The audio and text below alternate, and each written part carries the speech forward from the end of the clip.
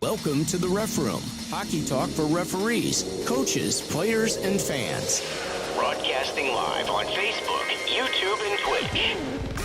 With your hosts, Smokin, Silz, and Brad Baumruck. Live. The Ref Room starts right now.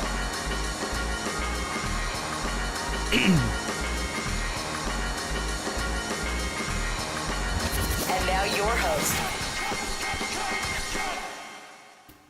Oh yeah, it is Monday. Welcome to the Ref Room, everybody. I am Smokin, Silz, being joined by my good buddy Rick Baumruck. I'm sorry, that again. Brad Baumruck. I was thinking There you Rick go. R-I-C, no K, referee in chief, aka referee in chief, Rick. You're a bozo. Yeah, I know. How you doing, man? It's good to see you. Doing good, thank you. And you're looking all smiley and well rested. You must not be working any games. What's the deal?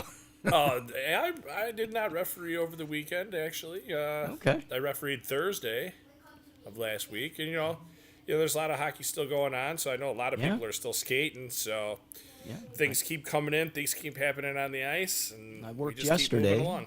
Yeah, it was nice. I mean, well, final games for some of the teams yesterday. They're done with their spring season, so it's kind of winding down very quickly. I think we're basically done with like high school hockey after this week, if I'm not mistaken, right? I believe so. Yep. Yeah. So by the weekend, it's Memorial Day weekend. We're done. So I can't believe the season's come and gone. It goes. Well, hang on. And then what starts in 8 days? Tournaments, registration. What? Registration. Registration. Yeah. So It never USA Hockey stops. Registration will open June 1st. That's right. So save your money from your last paycheck so you can register early. So, yeah, and then Illinois is going to open up in July. We're not putting a date on it right this second, so that way we don't get locked into it. But it's going to open in July. We still have a little over a month, and everything's still getting set up. So we got that. So we've had quite a few people email about it. Yeah. So if you can talk to somebody and they don't know, and like they're asking you, tell them they'll open in July. We know that USA will be in there. It'll be absolutely up. But ours just won't be there because we just have not put it all together. Illinois puts on a massive amount of seminars. Yes, we do. And, some good news, too. No closed book test this year, everybody. It's just an open book test. So, it's going to be different. We're doing Zoom this year still, or are we doing in person? Some are in person, some are Zoom, right? Yeah, so I can fill you in. What's going on is, so like our level ones, for anybody interested, will be 4 hours of Zoom, and then there'll be an hour to an hour and a half of ice with the remaining time of 4 hours, so that'll be a 4-hour day as well, in the classroom going over more. Then level 2s will be in Zoom online, and then the ice will be in person, which will be held the same day as the level 1 ice on that weekend. And then the level 3s and 4s, lucky us, we all get to do virtual for the year again. So we'll be having a bunch of those, and a lot of people will be on there, so it'll be a lot of fun. The virtual ones are nice. I got some ideas from some other people around the country about what they're doing. And, some people have incorporated a lot more let's look at this videos into Edition because you have the extra. And, they've kind of started to steer away from a lot of our local association stuff. So death by PowerPoint. Well, you know what I mean. It's just different. Like, people had different ideas. Like, I heard a lot of people utilize the breakout rooms. And we did it, but it wasn't just, they did it for extra stuff, and they went out and then they all came in. And luckily where I'm working now, we use all kinds of Zoom and everything. So I've actually learned some tools from being a student on the other side. Power user now, huh? Zoom power user.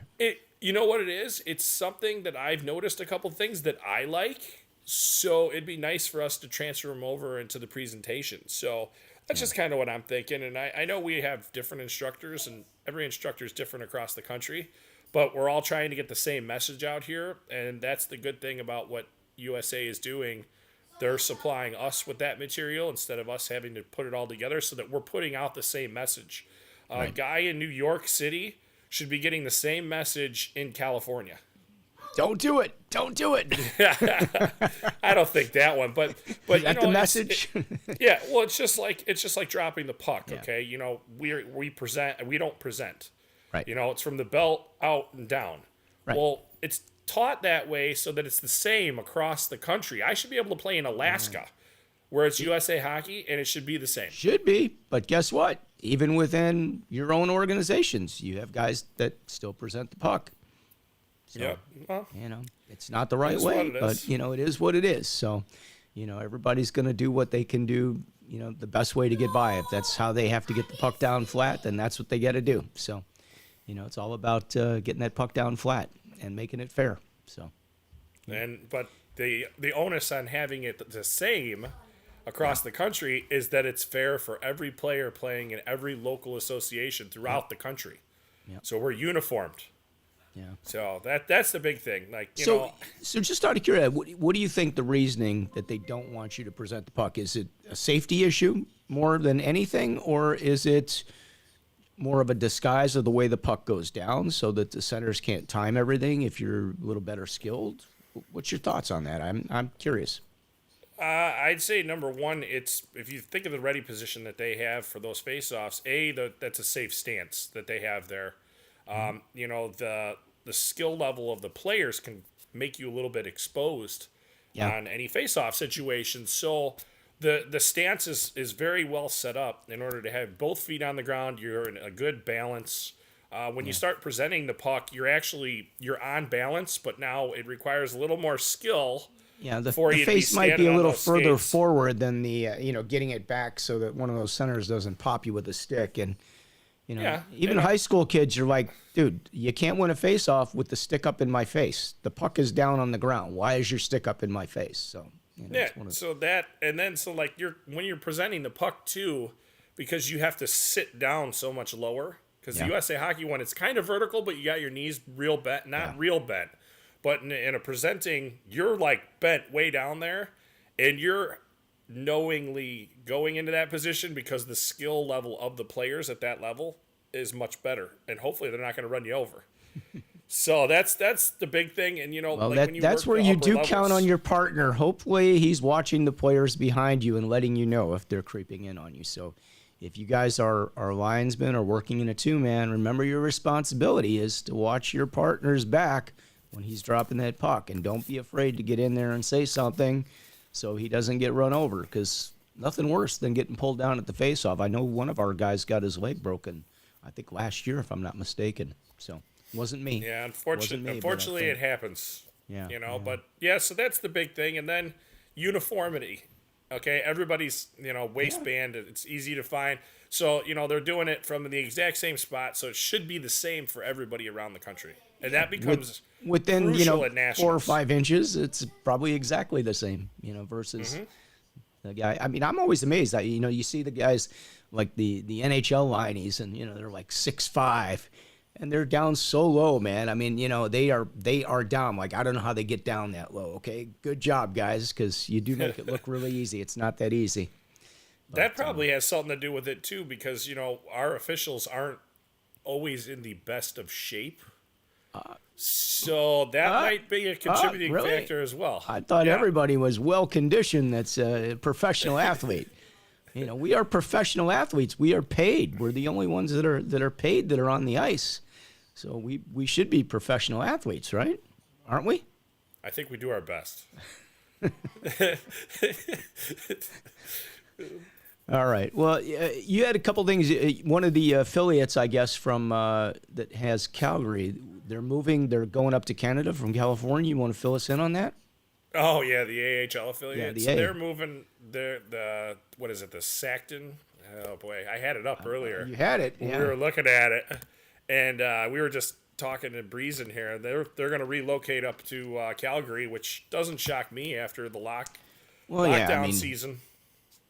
That puts them in the Canadian division, right? So they can stay there, and depending on what happens, it's all good. There is no Canadian division anymore, but that was they had during COVID. Like if you were in Canada, you were the Canadian division because you only played Canadian teams, so it became the Canadian division basically. So I see. Yeah, and because of that, they're going to move back up there. So that'll be interesting. Big change, but not a big change in some ways. All right. Well, I do want to cover something because last week we had one of the coaches on our show, and we had Matt from York High School, who's the hockey director there. You can't wait for Matt, this. Matt Boeing. Yeah, I can't because the squeaky wheel gets the grease. Is that the saying? The squeaky wheel gets the grease. Well, I got an email from Matt yesterday, so I hope you guys are all paying attention to this one because and sitting down. Yes. Yeah, please sit down because you're going to faint when I read it to you, okay? So actually people watch the show. I didn't believe it. Brad always tells me they do. Nobody talks to me in the referee room. I'm the quiet guy sitting there. I don't know anything ever. Addison Referee Locker Room. What an interesting title to an email, huh? And it starts out with gents. This will be done by the end of July at Addison in the referee locker room. What, like some society that collects germs is going to come in there or what? I mean, the CDC is going to come in and test the place or what? No, but that's where they discovered penicillin. Didn't you know that? And everything else that could kill anything. Addison Ice Ref Locker Room. Install new rubber floor. I got to read this. I got to get the FRC. I'm not sure what FRC is. Repaint the room. Install new 2x4 ceiling. Install 5 new 2x4 LED fixtures. Replace mirror. Reattach existing bench. Install new shower head. So they are actually going to do some repairs on that ref room. I guess, our hard work is paying off here. If that's, hey, Scott, if that's Now, the only Matt, thing this show, Matt, if you're watching, you know, Thank you were you. a great guest, but we're going to hold you to this. You're going to be held accountable right here. So just know there's accountability if you come on and you send us this email. But, hey, you know, Scott, think about this. Think about what? If this show does one thing, If we that just could be, improve that that line. could be, that Now could if we be could it. just start talking about All right. that college up on the North Shore. If they would start watching this show. I don't think they're going to care. I just happened to be there the other night, and, you know, again, like, I worked there like 2 weeks ago, and it was comfortable because they had opened up the garage door where the Zamboni is and some of the doors, and they let some warm air in there. It was nice. It was like, okay, pleasant. Was there the other night. I hit that door, and I could see my breath. It's like, come on, man. It's not even cold out, and I'm seeing my breath. So, yeah, they need a little help up there. That's all I can say. A little help. Well, they're probably sticking paint cans and all kinds of things you can think of right now. Well, there was a leaf. There was not even just a regular leaf blower. This was the professional leaf blower that comes with the backpack and, you know, like the pros use, like the real deal, right in the middle of the floor of the ref room. Work around it, boys. I wanted to put it in the Zamboni room. I was going to take it, but I didn't. But they actually did. Like, they had like 6 blades for the Zamboni in there stored up against the wall. Those did magically disappear from the room, but then we ended up with this leaf blower in the middle. So, like you know, you give up one corrosive item for something else. We got the gasoline, the oil, and everything else coming off this thing. So, you know, you still have all the corrosives in that room. So Matt, if you're watching York High School, thank you. Take care of that. Take care of that locker room up north too. Yeah, exactly. Would you like to talk to Steve up in the North Shore and you know, make some suggestions to them that they make some improvements up there? So if we've done nothing in 2 years on this show, that's it. Not done yet. But maybe that's the last show. Maybe we saved somebody's life in York or in Addison. So yeah. I got that last night. That just made my whole weekend, Matt. I was like, oh my gosh, look at this. He's happy. Like, wow. So yeah, it was very cool, and he was a great guest, by the way. So you know, enjoyed having him. He's an even better guest now. He actually did something. Look at the comment that just came in, Scott. Yeah, I just here it comes. Nothing good happens at Addison Square Gardens. That's just plain wrong, Anthony. You know that. Brett says, hell just froze over. Yes, it did. When we see it, we'll believe it, Matt. Okay? So there you have it. So anybody that works that rink, you know, I might have to put it back on my list now. You too, Brad. But anybody that works that rink, let us know the progress. If you see, you know, something being done out there, that'd be awesome. We all will appreciate it. There's another change at Addison, too. How dare Brad call out my shape? So there's another change at Addison too. You know, they're no longer going to be the Bruins; they're going to be the Flames. Yeah. Well, I guess we should tell a little bit about that story because you have the Admirals that were at center ice that basically, I don't know if they folded. I don't want to give misinformation on this show because we try to keep it as accurate as possible, but the two organizations have merged. So the Bruins and the Admirals have merged, and they are going to be the Flames playing out of Addison coming this year. So the story I heard, I'm not 100% on this, but the people that have the center ice rink started another organization or whatever, and it kind of forced some people's hands to move to other places. So, you know, there'll be hockey at center ice this year. A different organization, so that's more teams coming into play, but we do lose an organization as well. So, I mean, there's going to be a lot of games. If you know guys that want to or girls that want to referee, now's a good time to give them the information, let them get a nice head start in a couple weeks. The one thing that is going to change is so that Bruins logo, and if anybody hasn't seen it, you can go check it out. There's a referee in Illinois that is especially always upset with that Bruins logo, because it has 5 fingers. Oh, really? And he's like, what animal has 5 fingers? It should be 4 fingers, right? Yeah, drives him nuts. Every time he's there, he has to mention it. So at least that'll work out.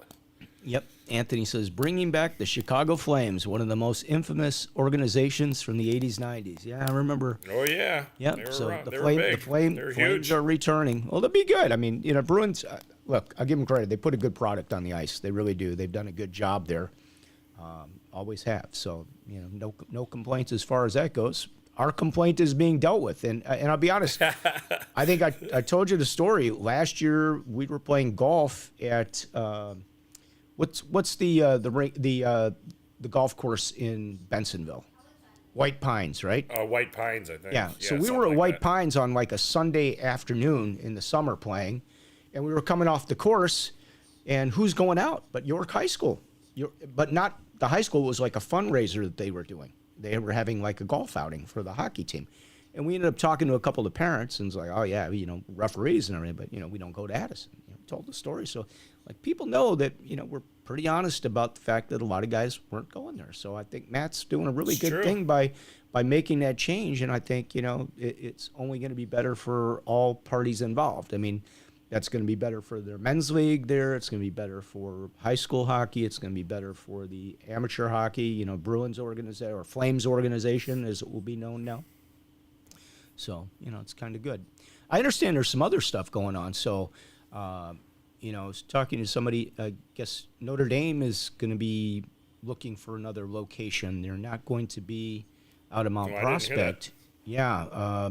I understand their contract somehow didn't get renewed or whatever at Mount Prospect, because I think they've added some more teams. I don't know if some of the high schools are getting additional teams this year. So if you guys didn't know that, that's something that's supposed to be happening. I think Prep may be getting an additional team. There's talk of some of the other teams adding more teams to the high school hockey. So there's going to be even more high school games this year, believe it or not. Don't know. There's a lot of players, so yeah. So got to have someplace for them to play. Exactly. I also heard something similar. There's some issues going on with Maine, with Park Ridge. You know anything about that? I heard that it's all it's motion right now. It's just flat, so I don't know what's going on. Yeah, there's some stuff. So change is always good. There's always movement and stuff going on. So it'll be interesting. We're going to be in for an interesting hockey season, to say the least. And, going back to, like, the seminars and stuff, I'm going to go out on a limb because, you guys can take the level, 1, the 2, the 3, the 4, move up, whatever the case may be. But I'm going to go out on a limb. I personally think that we won't have level 4s next year. Not this coming season. We're going to have them.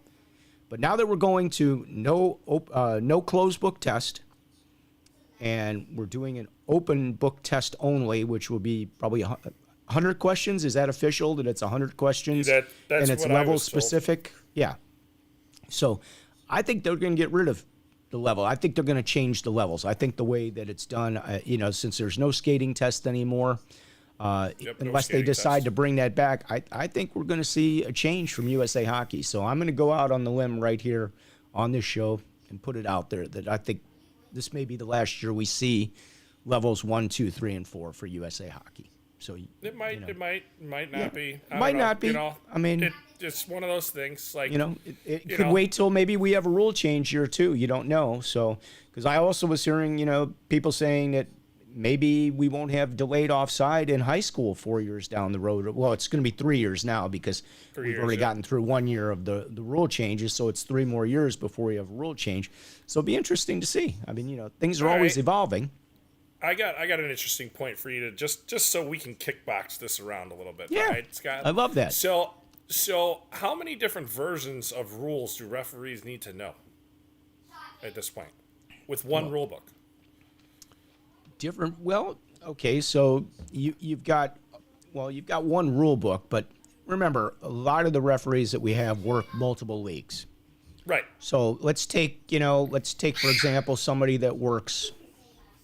Our better referees. Okay, I don't want to call them bad, but let's take Billy Hancock for example. Billy's working the Olympic Games. That's a different rule book. He's working the IHF or whatever that's called.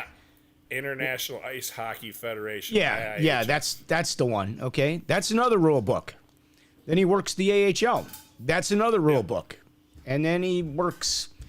Who knows what other leagues he works that have a different rule book. Then he's got college hockey that's got a different rule book. And he's got USA hockey that's got a different rule book. Then he's got high school hockey, which has rule variations. And then you got men's league. And he does work men's league, folks. Yep, he works men's league. Another set of rules, even though you may not know that. But, there are a couple things that are just different. There's no red line in men's league. So what I was getting to more at, just the USA rule book. So if you think about it, right? Okay, you can't hit till you're a peewee. Right. Or no a bantam, excuse me, bantam. Yeah, okay. So no pegs and mites. You need a mouth guard at peewees. Right. You can't hit till bantams. Right. Delayed offsides. You need a neck guard, which isn't in the rule book, right? Well, that's an Illinois thing, so that's different. So that's an Illinois mandate. But no, you don't need a neck guard unless you're from Illinois. But so you have those variations, and then you have once you get into bantams, they can hit, right? Right. Automatic offsides, and they can't ice the puck on a penalty kill. Right. But then when you move into high school, right, they can hit. They can ice the puck on a penalty kill, and it's delayed offsides. And then you get to men's league. It's all roads lead to men's league. I don't care where you played. All roads, whether you played house league or you played in the NHL, all roads lead to men's league. Well, the point that I'm making is, so I worked a whole bunch of games, and it was just all straight USA, no icing on the penalty kill, no offsides. No automatic offsides. Yep. And then I had this one high school game that, worked into there, and I hadn't skated one in a little while. And all of a sudden, I'm behind play, and we're just rolling. The game was, not complex at all. The kids were just out there to have fun, skating back and forth. Real high-scoring contest, too. Both of them end up scoring a bunch. And we have a penalty kill. We only had, 5 penalties in the game. And here I am. I got my arm up on a penalty kill. And the guy, he hits the whistle. We skate it down there, and I turn to him and I go, "Oh yeah." I go, "This is a high school game." And he's like, "Oh, neither one of us caught it." Yeah. And it was like, what? And then, so not to just get beyond that. Now let's just talk about this too. So the coaches that we had started arguing for the center ice face-off. Now, good luck with that one. Well, so it's last play, it's where it's supposed to be. But the interesting part is, I was really thinking hard about it, and that changed when I was, I believe, 19 years old. Yeah, and that rule has been in effect forever, and nobody knows it. I'm 38. That's 17 years ago that rule changed. So I just thought it was interesting. I'm like, no, and I'm 99% sure it was when I was 19, because I remember where I was living, and I know the funny thing is, game I was at. The coaches could change this. You can write in a rule change. So everybody that watches the show, everybody in the world can write in, hey, we want a blown icing call to go to center ice for a face-off. Well, let's get your opinion on that, though. Hold on. So do you think it should go to center ice, or do you think it should stay down in the end zone?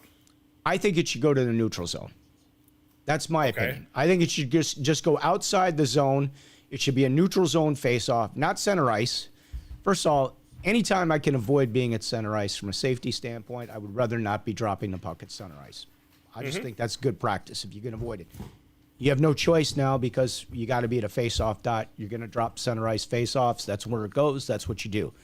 Yep. But I think if there's ever an opportunity that you don't have to go to a center ice face-off, I would say we are better off, all of us, being in a better position, with one of the other dots. So I would say a neutral zone. And the reason I say that is, yes, the puck was in play in an area and play was shut down. But it was iced, which means nobody really had control of it because the puck is just going down there. I feel if you shut down play there, I feel you're giving the team, the defensive team, a disadvantage at that point. I think the offensive team is getting an advantage. They actually iced the puck, which would have taken it back to their zone. So my personal opinion is it should be a neutral zone faceoff. I think that's just fairer for everybody. I don't think it needs to go to center ice, but it takes it out to a neutral area. And, I've seen it I had it in a men's league playoff game that I was playing in, and it kind of cost us because we were going to pull our goalie. But with the faceoff being in our zone, there's no way we're getting the goalie out without getting possession of the puck and getting out of there. So if they ice the puck, we're going to get a faceoff in their zone. We can pull our goalie. We have an advantage at that point. Now you've got me in my own zone, having a faceoff that I wasn't going to have. I'm not the one that iced the puck. The other team iced the puck. My team didn't ice it.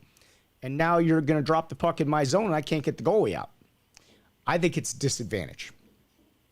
That's why I don't agree with that, and I think it should be a neutral zone faceoff. I at least stand a chance of getting out at that point. I understand your thought process on it. The only of where your rationale of the fairness comes from it. But here's the rationale that I come from, and I think this is where a lot of other places come from. If that whistle didn't go, that team had legally gained that ice, correct? Without the whistle being shut down. Yes. Okay. Not really, because, well, it's a blown icing. So, yeah.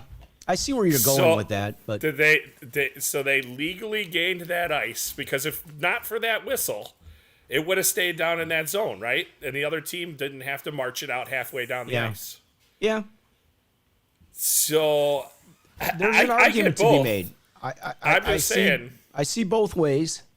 Mine is not as hardcore because it's not putting that end zone face off there. It's giving, a little bit of a give and take in this situation because the call wasn't correctly made. Really the moral of the story is don't screw up the icing, okay? Well, yeah, definitely don't screw up the icing. That's because it's on the officials when the icing gets screwed up. It's not on the teams for screwing up the icing. It's an official's mistake. But, I will say that it happens, and I almost had it happen a couple weeks ago, but fortunately I'd been doing high school and men's league all week.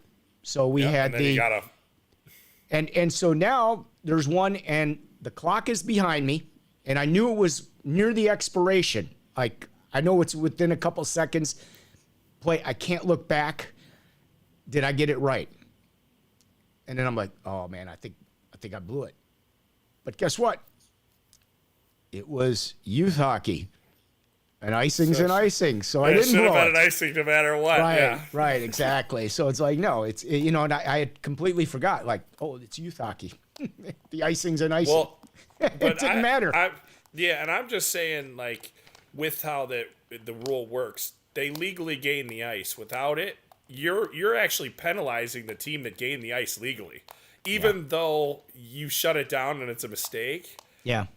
Why should we march that thing back? Yeah. Like, that ice is hard to gain, and they gained it legally. Yep. We just messed up, so... Well, I would probably go back if we weren't on the 9 dot. We have 9 dots on the ice for the face-offs, right? 2, 4. Mm-hmm. Okay. Mm-hmm. If, years ago, there used to be a dot inside the blue line. I don't know if you remember that, but when I was growing up, we had a face-off dot outside the blue line, but we had a face-off dot inside the blue line the same distance. So really? This one I didn't know. Yeah, here's your, this is, let's see if I can get it here. So there's your blue line right there, and you got your face-off dot, which would be like right there and right there. And again, we got the line. We used to have one that would go just inside the face-off zone. And inside back here. So you had 4 additional dots on the rink. What were they utilized for? I think that was for pucks that were shot out or anything that happened like in the defensive zone before getting down to like the goal line area. So you would have an inside the zone face-off, but it would be higher up than the circle. So, okay.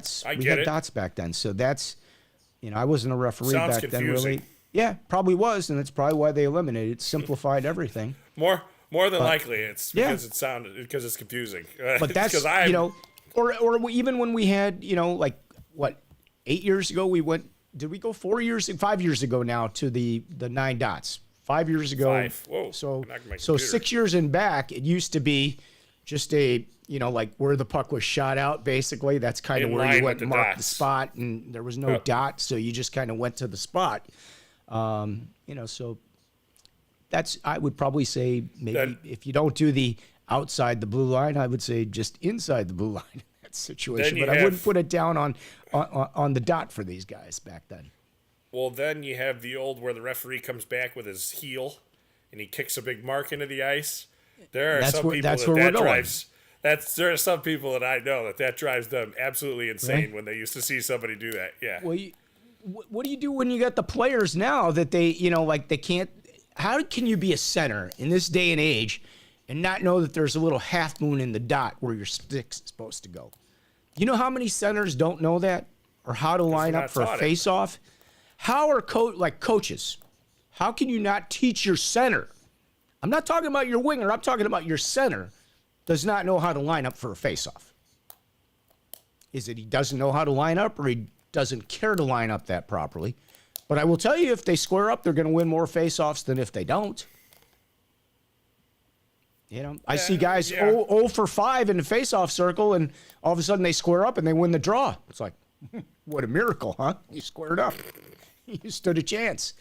But you do have that. I mean, coaches, please, one of the first things you should teach your centers.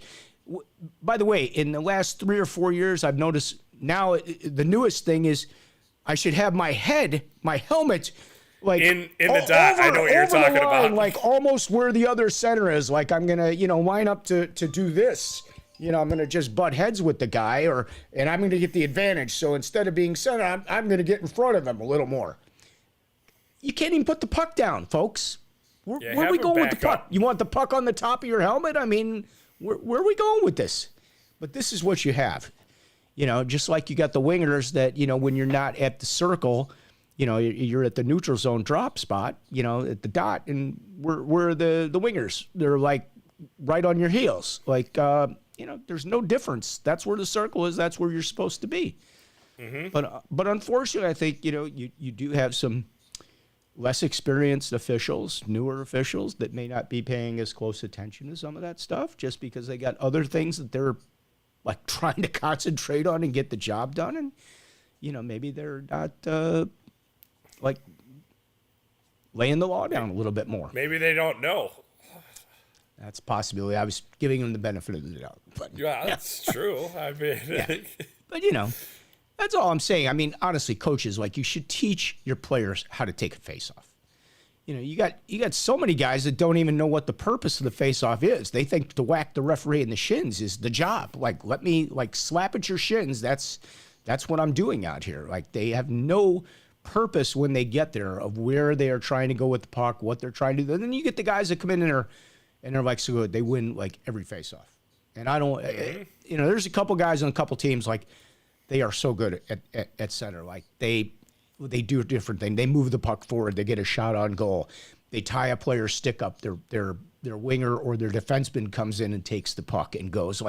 There's so much strategy to it. And yet I don't know if you see players and coaches out there at practice dropping pucks 100 times and trying to really teach these guys what to do and how to do it, to get an advantage. I think you'd see a lot of teams improve a lot if their centers were, better skilled at their job. So, am I boring you? No, I don't know where that came from. Hey, look, we're getting the locker room improved. Maybe I can get the face-offs improved. Now I'm working on something here. Stay with me. Yeah, okay. Please get that college on the North Shore on the show quickly so we can get an improvement up there for next season. Okay. There's a very nice investor that built a very nice sport complex right next to it there, where that rink is. Are you referring to a football team that has a complex? It could be a possible football team with a legend's name attached to it. Or it's possible, and they might possibly be moving to Arlington Heights. I don't know. Yeah, that's a possibility. That's a poor suburb, though, right? That's a charity area, right? They couldn't afford to clean that room. They couldn't afford the bucket of soap and water to go in and clean that room and put some white paint on the walls. It's not going to happen. Yeah, I know. But there's a couple real nice organizations that play out of that could certainly afford to foot the bill for a bucket of soap and water and a vacuum cleaner. Yeah, getting the employees to do it might be difficult. Yeah. Well, that's not part of their scholarship, apparently. Yeah, I've been there. I've been there before, and it's like, there's like nobody in that building. Yeah. Like I don't even know how like people don't walk away with the entire building because like there's like nobody ever in that building. But they lock it up, like they do. Like I used to play there as a kid. That was our home rink. Came from Chicago all the way out there to play and practice. And, we get there and, you're banging on the door at 6:30 in the morning trying to get in for the 7 o'clock ice slot. It's like they let you in about 10 to 7 when somebody rolls out of bed from the late night that they had at the dorm. College kids. What do you expect? Exactly. All right, let's see what we got here. Are they bringing back skating tests? No, not yet. To the best of our knowledge, at least not right away. There's no plans in the future at this moment to bring back skating tests. And I'm going to predict levels are going away. Level 4 won't be here, I don't think, in 2 years. All right, men's league is no rules. Everything goes. You're absolutely right, Anthony. That's like ding, ding, ding, winner. Yeah, men's league is a beast of its own. All right. Then he followed it up with his own question. Right, yeah, he followed it up. Good, Anthony. You got a response to it. Nice. Yeah, so that's the deal. Anyway, let's see. What else can should we go over? We were talking earlier about like the 2 and 10. So as long as we're talking about, we don't have a rule change coming up, but what's your thoughts? Do you think in the future here we're not going to see any more minor penalties for like roughing and for elbowing? That everything's going to become a 2 and a 10, or do you think that they realize it's too much, and that's why they've cut penalty times down in a lot of the leagues? And this is an interesting discussion too, because you have a lot of teams like high school playing 14, 15-minute periods, and they didn't opt to take the shorter penalty time. They didn't opt to go to minute-and-a-half penalties, which they could. They have the ability to do that if their league chose to. It would be minute and a half and probably 8. I totally get, a mite or a squirt player, stick on stick, they trip, penalty for tripping. I don't know why, but they get a penalty for tripping. Does the kid need to sit 2 minutes for that? No, he's sitting a minute nowadays. Good move. Right. Excellent move. High school player comes in and, absolutely destroys somebody. Minute and a half penalty now instead of 2 minutes. Kind of. Probably 2 minutes is better. 2 and 10, minute and a half, 8. What's your thoughts on that? You're referee in chief. You're going to get that question asked to you. So, number one, the penalty times were suggested because of just sheer how much time is being played in the games. If you really look at it, that's my thought process on it. Because if you're only playing an 11-minute period, sitting in the box for 2 minutes, it's a 20% penalty. It's a 20% penalty, right? Yeah. But if you're playing in 18 minutes, well, think about it. You get a 2 and 10 in an 11-minute period. You're sitting more than a third of the game. You're sitting, 35% of the game for that. Yeah, and if you get 2 minors at the same time, then you're sitting for 14 minutes. Yeah. So they can add up real quick. But no, I mean the 2 and the 10, I don't think they'll expand on it. Not that I've heard of anything of. Could find out. Well, again, not a rule. We got 3 more years with these rules, so we're okay for 3 more years. That might be enough to end my career. My personal is I don't think we need any more 2s and 10s. I liked it still back into the day where it was 2 and 10 for head contact, 2 and 10 for hitting from behind, and everything else was minors. And because of officials, which this was our own doing, we did this to ourselves, we weren't applying the rules properly. So if somebody didn't want to call a 2 and a 10 for a check from behind because he didn't want to make the coach mad or she didn't want to make the coach mad, they'd give him a 2-minute for boarding. Or they'd give him a 2 minutes for charging, on a play that every single time was probably a hit from behind. So we've kind of done it to ourselves. And if you really think about it this way too, like the 2 and 10 for head contact, there's already a rule in the rule book for head contact. It's but elbowing in fairness, and roughing. If we right. were calling those right before, they wouldn't have had to have expanded the rules to where they are now. Now, they may have changed it if we didn't put in the head contact specifically. Yeah. They may have changed the elbowing and the roughing to where there was an option. I don't know. But I'm just saying, like, we've kind of done some of this to ourselves as referees and, trying to find the way around the rule book. Okay, it's great to apply the rule book to the best of your ability, but you also need to make sure that the penalties are being appropriately labeled. All the penalties are tracked, from all the areas. Like, Illinois watches stuff. Like, USA, I'm sure they're tracking everything, watching what's going on in every national event. What penalties are being called, what penalties were missed. Right. I'm sure they track both. So, you just got to look at I'm what curious, it is. and you may know the answer to this, so I don't mean to interrupt you on this, but I'm good. very curious as to, so when you say they track the penalties, does somebody actually go through all the score sheets? And do they write down like, oh, we had 4 trips in this game, we had a charge in this game, we had 2 elbows in this game, and does it go back to, do they even charge it to the ref? Like, do they know everything? Like in the NHL, they know how many penalties are called on the home team by a certain referee versus the visiting team. They know a lot of this stuff. They have like full stats on this, but do they? Yeah, I don't think ours are that much. Ours don't track it that tight. There's certain things I think that get tracked. So I don't know for 100%, but how else would they get the changes and the modifications to the game? They have to be tracking it somehow, I would think. But I can find out. But a lot of times, let's be honest, you have a check from behind, you have a boarding. You probably could call it either way, to be real honest with you. Very rarely that board, unless he's just coming from the side and crushing somebody. But, in most situations, he's probably coming from an angle or from behind. So, a lot of these a lot of times when they are going to have a board or a check from behind, a lot of times they have taken more than 2 strides. So you've got that charging out. Because I remember having a coach. I went up to him and I'm like, well, he's questioning the call. I'm like, well, boarding or charging, take your pick. He goes, oh, can I have the charging call, please? Sure. Yeah, sure. Are you okay with that if I call charging? Yeah, thank you. Thank you so much. Okay, great. Put another 10. guy in the box. It's still 2 and 10. And they're like, huh? Like, I gave you the charge. You asked for the charge instead of the board. I gave you the charging call. Still got to put a guy in for 2 and 10. And then they, again, coaches not knowing the rules, but it is what it is. It's okay. It happens. It happens, yeah. They're familiar with the college that they, the NCAA rules that they were playing under, or the NHL rules. When they did change that, I believe cross-checking was suggested to be a 2 and a 10. 2 and a 10.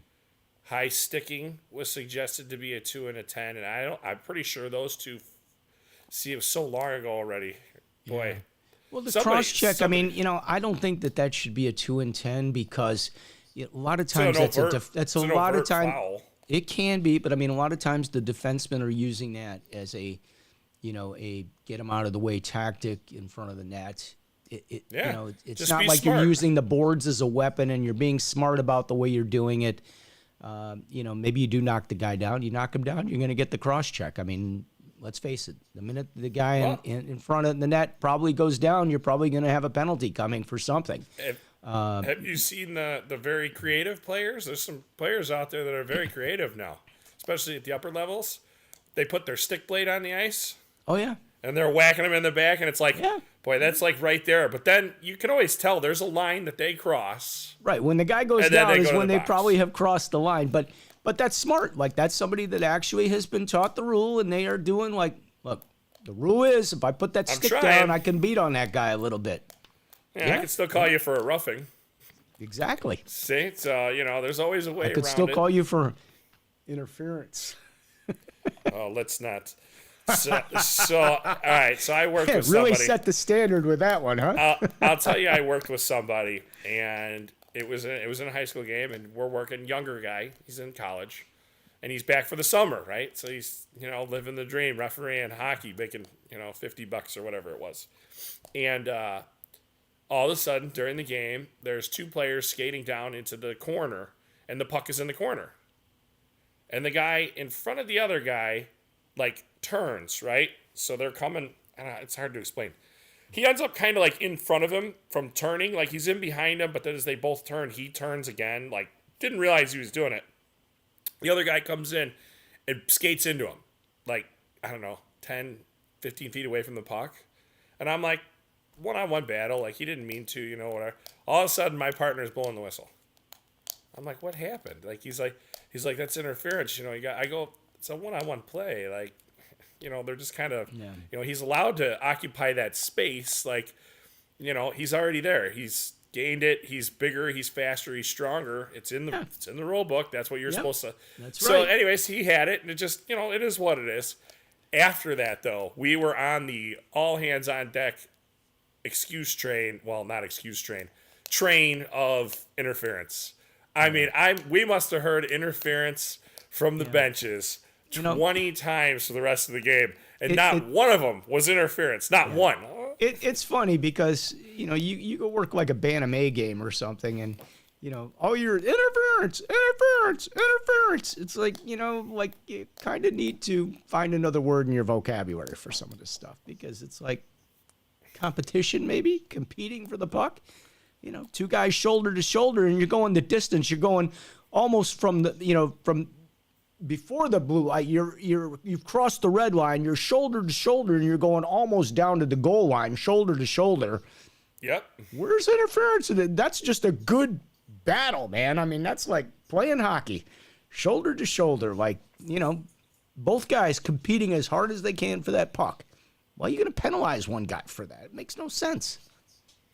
Yeah, well, I thought it stuck out in my head. That's just a good battle, man. You see that sometimes, and it's why is that going to be a penalty? Nobody got an advantage. They're both body on body all the way, as hard as they can. It's great to see. I mean, that's guys playing hockey. Yeah, and I asked him about it, and he was like, well, and then I explained to him what I was thinking, and he's like, oh, yours kind of makes more sense. You're right. I'm like, well, it's no big deal. It happened. No big deal. But, just learning up from it and but the fact that it happened with somebody that could really explain it to them, probably not going to happen again. You know what? Good learning lesson right there. There's times when there's good learning lessons. That's for players and for referees. But, that's when it helps if you got a good person with you that knows what they're doing. Yeah, when I was coming up, there was tons of those moments throughout my career that, guy would just pull me aside and be like, hey, you didn't need to call that. And you're like, what? And then they tell you, and you're like, that does make sense. So, if you can gain those and keep them in your mind, that's good. So I had a high school game, many, many years ago, the West Meadows tournament. What is that? Christmas? Is that Christmas time or Thanksgiving? I can't remember. It's one of the break tournaments. I think it was Christmas. Sorry. Some kid jacked the stick right out of the dude's hands and went up, 30 feet in onto the air. 30 feet and onto the bench. I'm like, my partner's like, why are you calling that? Now my partner, I think did the Final Four, NCAA Final Four, if you know who I'm referring to. I do know who you're referring to. You know who I'm referring to? So yeah, he's like, I don't make that call. He worked the national championship. Tell him to go to the gym and work out. Learn to hold your stick. That's exactly what he told me. So never made that call again. Thank you for that. I learned. All right. Well, listen, I know you want to cut this short because I got to go to work, man. I got games tonight. I was gonna say you got to skate tonight. I got to get down to I got to get in the ghetto to go do some games. So I am ready to pack it up and hit the road here. So thank you all for joining us. Appreciate the comments and everything. Thanks for hanging out with us. We're working on a guest for next week. Yep. I know you told me who a couple of them. We got some really good guests coming, by the way. I think you guys will enjoy them very much. Oh, yeah. So we'll see you next week, next Monday, 5:30. We do this every Monday right here on YouTube and Facebook. If you haven't subscribed to the channel, please do. Hit the notification bell. give us a like. Even a thumbs up is always appreciated. And if you're so inclined, you can buy us coffee. By the way, thanks to Coach Matt. Oh, yeah, thanks, Matt. Bowen, because Matt bought us a couple coffees last week. He certainly didn't need to do that. We should have bought you coffee because you were a great guest. And look at that. Even getting that ref room fixed at Addison, I can't let that one go. So that can't go unnoticed. So, all right. Our referee in chief, Brad Baumruck. I am Scott Smokin Silz. Rick. Just gonna keep pointing. Just call you Rick. R-I-C. Rick. My boy Rick. All right. We'll see you guys next week, 5:30. Peace out, everybody. Have a good one. Thanks, Brad. Peace. Later. Okay.